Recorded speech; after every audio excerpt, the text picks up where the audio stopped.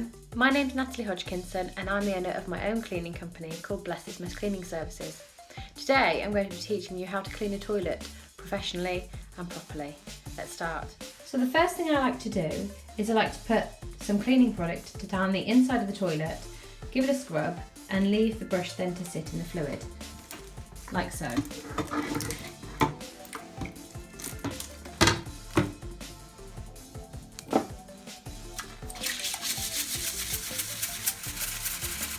Give it a really good scrub to make sure you get it under that rim just there, because underneath the rim is where a lot of the bacteria and a lot of the dirt will actually sit.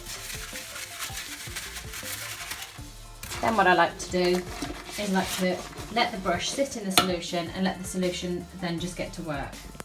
Next, I like to spray some disinfectant or cleaning fluid onto the toilet surfaces themselves. So we start cleaning the toilet from the top down to the bottom. So I've already disinfected the surfaces and now I've got my wet cloth. I use e-cloths.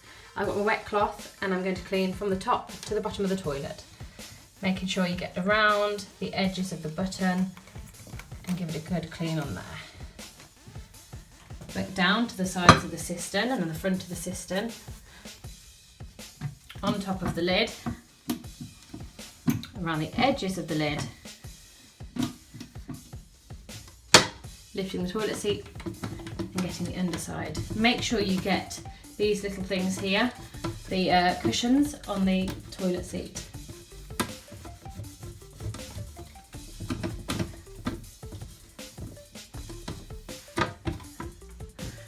I also like to get the sides and the front of the bowl. This makes sure that we give the toilet a really, really good clean.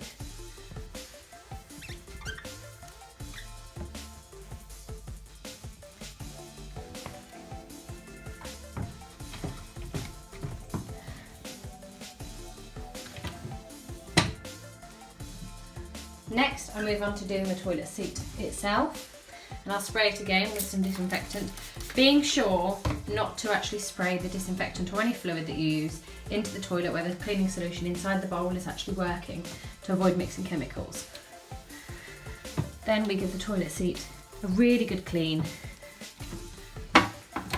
Clean the underside, and again making sure you get these bumper parts here, because they're the parts that often collect the most bacteria because they're tucked in the toilet seat themselves.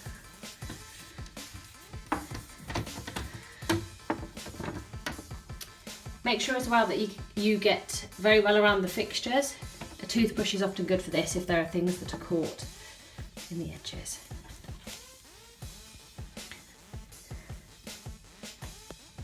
So that toilet is cleaned. I'm going to rinse it and then I'm going to dry it off to make sure it's bacteria free and nice and hygienic. So I've just rinsed my cloth and I'm going to go through the same motion that I started with when I went to clean the toilet, to wipe it down and remove any residue that's left on from the cleaning products that have been used.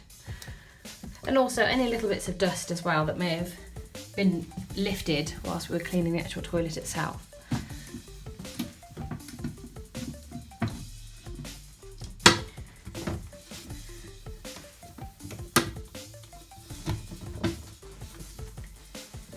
Again, getting around the sides and the bottom and the bowl of the pan.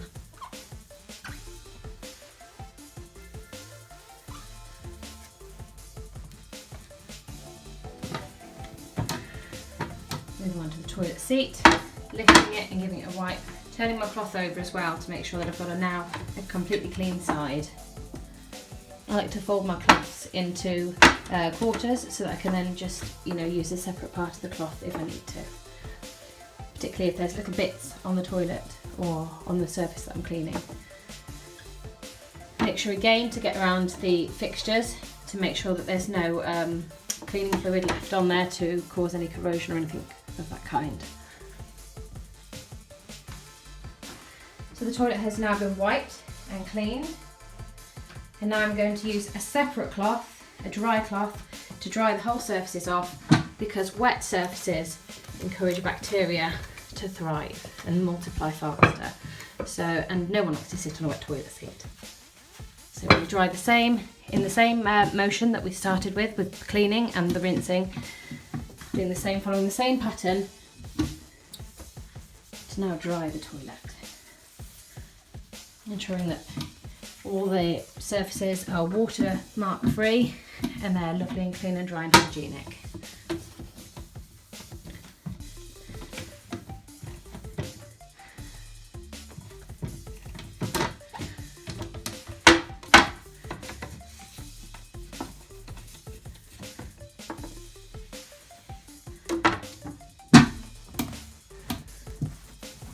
There we go.